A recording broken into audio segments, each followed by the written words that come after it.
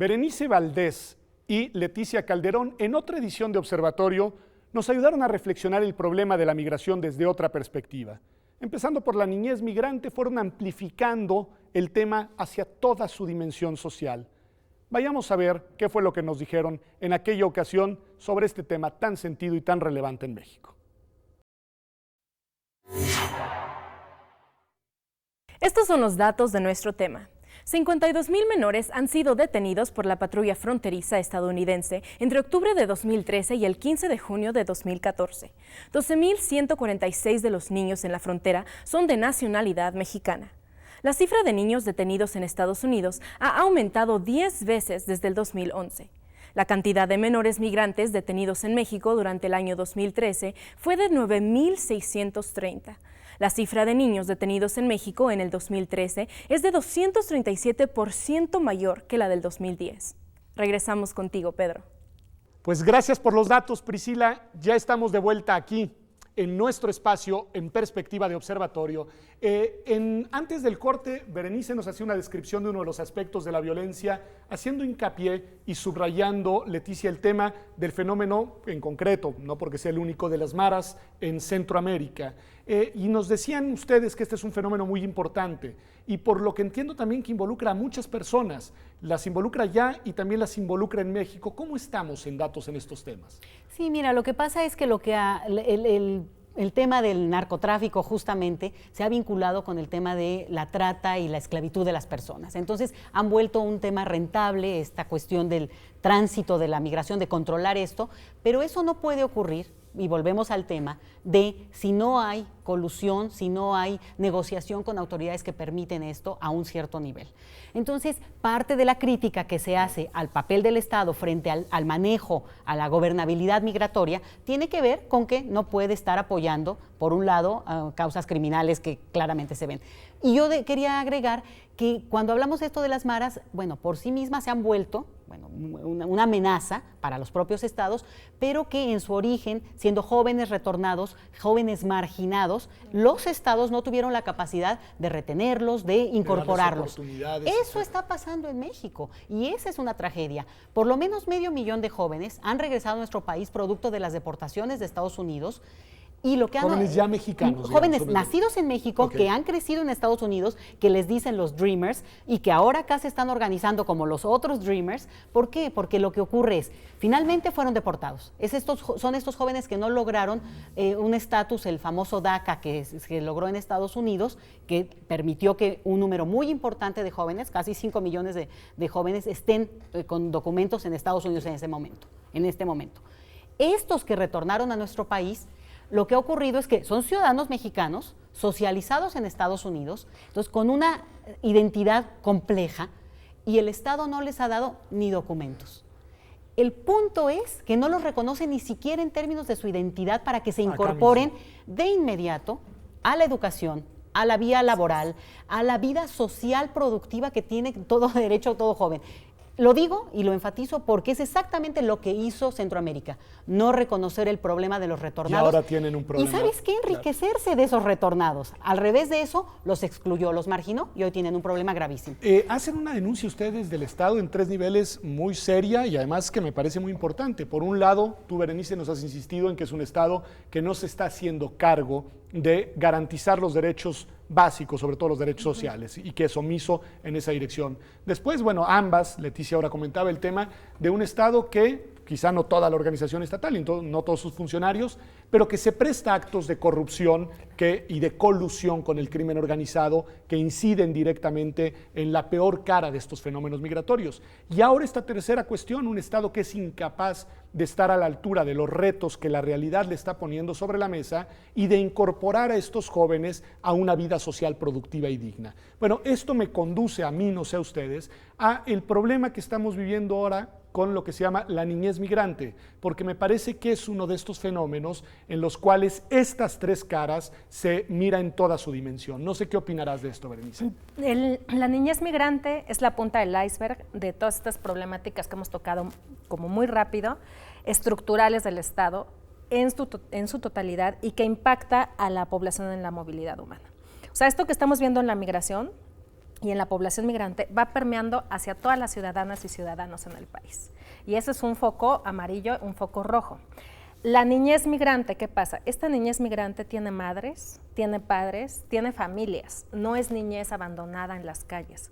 Es una niñez que está recibiendo el impacto de una garantía que debe estar, de que el Estado no garantice un punto en particular, el derecho a vivir en unidad familiar, siempre desde un análisis del interés superior de la niñez. Es decir, que la niña, el niño, el adolescente esté en condiciones dignas, tiene todo el derecho de vivir con su madre y con su padre. Y cuando hablamos de niñez, estamos hablando de un grupo muy importante de mujeres que están siendo excluidas de la política migratoria, de la política económica, que son las que menos facilidades tienen para acceder a un documento migratorio y que dicen, ¿sabes qué? Me voy a ir sin documentos a Estados Unidos, ya sea de Centroamérica o México, y después mando por ti, porque tenemos que vivir en unidad familiar. Eso nos está llevando al punto que habíamos dejado un poco suelto, que era el de la reunificación familiar, como una de las causas importantes de la migración.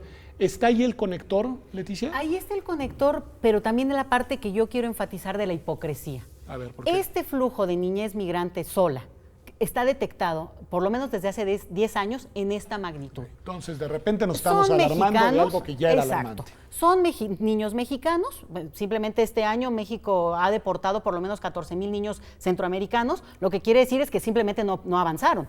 Okay. Pero el punto es que se había venido dando y México ha tenido diferentes estrategias. No me voy a meter a discutir ahorita tanto la parte que corresponde al DIF, que es una figura omisa en este tema, pero el punto interesante es que simplemente lo fue manejando en una relación bilateral donde no fuera un tema de demasiado conflicto. ¿Por qué es tema hoy? Porque lo que se vio es el aumento de niños centroamericanos yendo a Estados Unidos. Y el punto importante es porque ellos, al no ser país limítrofe, tienen derecho a una audiencia y en su caso a dar un seguimiento a su potencial solicitud de refugio humanitario o asilo político.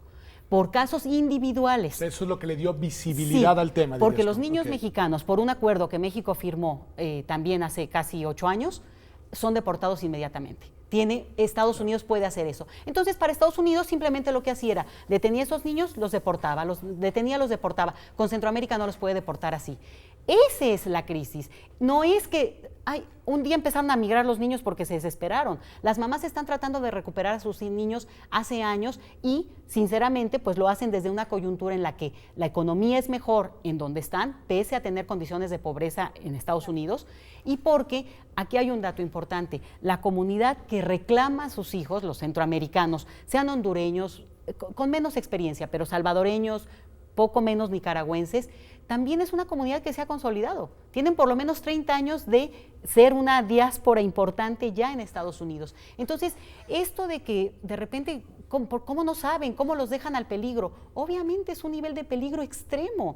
Es impresionante que hablemos de 50,000, 60,000 niños y no nos pongamos a llorar. Es una tragedia. Entonces, por eso creo que la reunificación es el punto, por supuesto. Me parece importantísimo. ¿Quieres decir algo, Berenice? Sí, me gustaría retomar el punto de la niñez mexicana. Por favor. ¿No? Estoy totalmente de acuerdo en lo que plantea Leticia, de qué es lo que ha puesto en la pantalla a la niñez,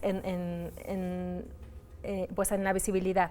La niñez mexicana, tenemos un foco amarillo muy fuerte. En las comunidades en México también hay mucha violencia, ¿no? Hace algunos meses estuve en una comunidad, en un pueblo en Guanajuato, donde los niños de 9 años tienen un corte de pelo donde hay una Z atrás, de 9 años. ¿Eso qué nos está diciendo? Es un foco muy importante. Claro. No es que el niño o la niña sean Zetas, es que está habiendo una valorización del crimen como una recuperación de la dignidad, como, hey, aquí estoy, no me olvides. Y si me tienes que hacer caso, con este ejemplo que estoy planteando, claro, reproduciendo estos patrones y estos estigmas y demás es lo que en donde han encontrado la dignidad a través de eso. Eso es un punto muy fuerte. Entonces, esta niñez migrante, que es un ejemplo de un caso de hace unos meses que me tocó ver, ¿no? Mexicana, es una responsabilidad que no tenemos que dejar de lado. es importante toda la niñez de la región, pero hay que ver qué tenemos que hacer con la niñez centroamericana, qué con la mexicana, qué con la de doble nacionalidad, porque aunque hayan nacido en Estados Unidos, son mexicanos y mexicanas por derecho de sangre, porque así lo marca la ley del 96. Hay una además. idea de Ciro Murayama que me has recordado ahora, Berenice, y que me gustaría conocer la opinión de ustedes, Leticia, que es, Ciro Murayama dice que cuando los estados fallan con la atención a los jóvenes, y sobre todo en contextos de bonos demográficos como los que hemos vivido hasta hace pocos años en el caso mexicano, pues lo que se puede estar generando ahí es una especie de ejército delincuencial de reserva, lo dice obviamente parafraseando la idea de Marx, y que es esta idea de, pues el tiempo está pasando y estos niños y estas niñas lo están dejando de ser y no están encontrando en su sociedad espacios de desarrollo, de crecimiento, de inclusión, los estamos dejando, como dice Berenice, en las manos de estas organizaciones delincuenciales. ¿Eso es previsible? ¿Lo estamos viendo? ¿O conviene mejor no verlo así porque incurrimos incluso en la estigmatización de estas personas? Me preocupa el parafraseo que haces, me preocupa mucho, porque efectivamente puede llevar a esto. Niño pobre en condiciones de extremada vulnerabilidad y abandono, seguro es, claro. No. Justamente, bueno, primero es un niño, y un niño justamente lo que tiene que ser es guiado. Y no quiere decir que no esté en toda una condición en que puede ser llevado hacia eso, pero lo que tendríamos más bien que rescatar es el ímpetu y el valor de sus padres y incluso de los niños, de tomar el camino y decir, me voy como con sea, mi familia, con mi precisamente porque no quiero la violencia como opción de vida. O sea, darle la vuelta y decir, claro, frente a esta posibilidad, obviamente potencial y lo que sea, pero también hay, digamos, personalidades frente a eso, lo que habría que dar es totalmente la vuelta y decir, eso es lo que no se debe permitir en términos, digamos, si se planteara como una cosa general, porque sí, lleva a estigmatizar pobreza, es potencialmente, y se hace mucho en Estados Unidos en algunos grupos de derecha muy fuertes que atacan diciendo, bueno, justamente cuidado, estos niños claro, ya son delincuentes en potencia. Y ustedes mismos decían lo gravísimo que ha sido incluso para los jóvenes maras, esta estigmatización que termina convirtiéndose en una profecía autocumplida. Por favor, Berenice. Perdón, otra vez, aquí quisiera retomar... Sí. Aparte de este punto, el Estado, ¿qué tiene que hacer en esas comunidades? Y el Estado, el municipio, lo estatal y lo federal. No todo es cuestión de principios o instrumentos de política pública federales que no se aplican en las localidades, que es donde se está padeciendo. Entonces, ¿qué tendría que hacer ahí?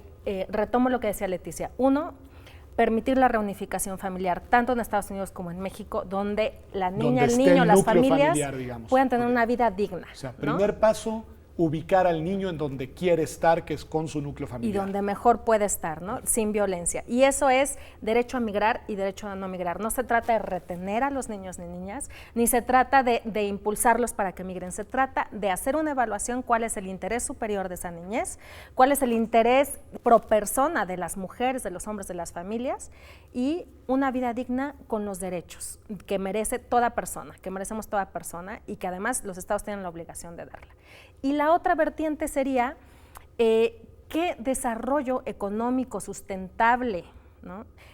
Con una cultura de las comunidades están desarrollando esas localidades. ¿Cuánto el presupuesto se está dando para esas comunidades, para que haya acceso a esos derechos? Causas del asunto. Pero quizá hemos, igual y me equivoco y ustedes me corrigen, pero quizá hemos recalcado demasiado, con razón, aquí no pretendo para nada restarle relevancia a la responsabilidad del Estado, pero hemos resaltado demasiado, hemos hecho hincapié demasiado en las omisiones y las fallas estatales. Pero te pregunto, Leticia, al menos desde mi punto de vista, también hay una indolencia social importante frente al tema. No sé qué opines de eso, es decir, la sociedad quizá no se ha hecho cargo como debería de que este es un problema en el cual también debe de haber algún tipo de corresponsabilidad más amplia que la del propio Estado. No sé, lo pregunto. No, totalmente. La sociedad somos los principales, digamos, sujetos de acción en esto. Lo que pasa es que justamente me parece que, bueno, tiene que haber un liderazgo que yo creo que no se observa. Yo creo que, además, esta manera de parafrasear el tema, 50,000 niños son centroamericanos. O sea, la manera como se ha dado, desde ahí parece que no estamos involucrados y que México simplemente va a hacer un papel así como de país de tránsito, cuando es el el mayor peligro para esos niños, para cualquiera, Se llama que me diga, México. se llama México, Claro. y además ni tú, ni yo, ni Berenice iríamos por Tamaulipas Claro. en la noche en una carretera. O sea, quiere decir que sabemos y reconocemos el nivel de responsabilidad del Estado, ahí en este caso pequeño. Pero el otro sí creo que es importante, y lo decía Berenice, el niño debe de poder elegir, le tendrían que poder elegir, estar donde mejor pueden estar. Y no necesariamente es la familia nuclear, porque ahí lo vinculo con lo que tú preguntas.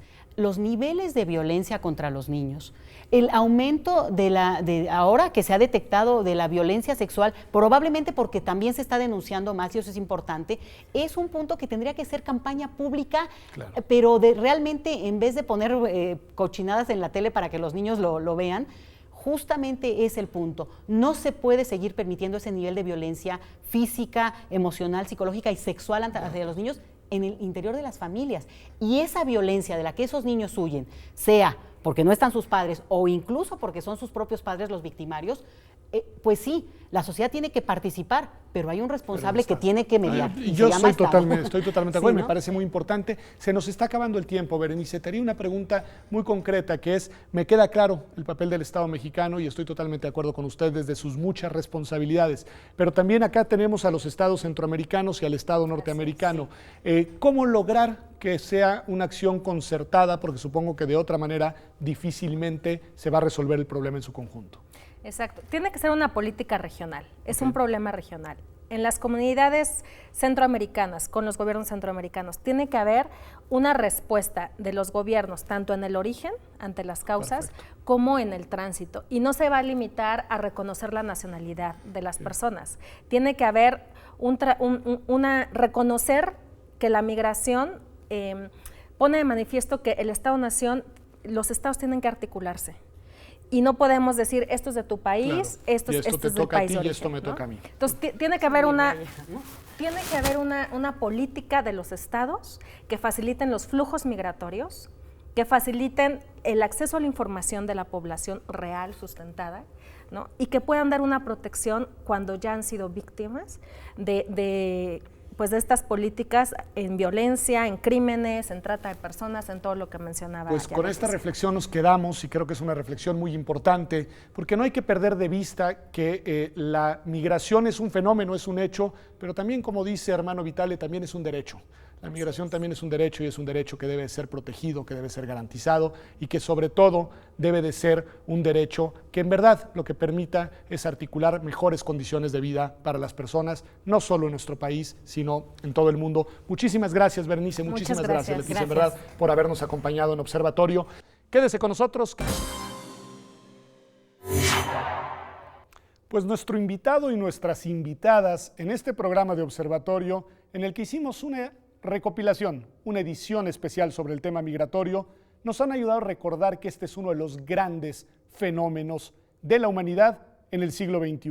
Un fenómeno lleno de claroscuros, de posibilidades, de potencialidades, pero también de sufrimientos, de desplazamientos. Un tema con el que convivimos y con el que seguramente seguiremos lidiando las generaciones futuras.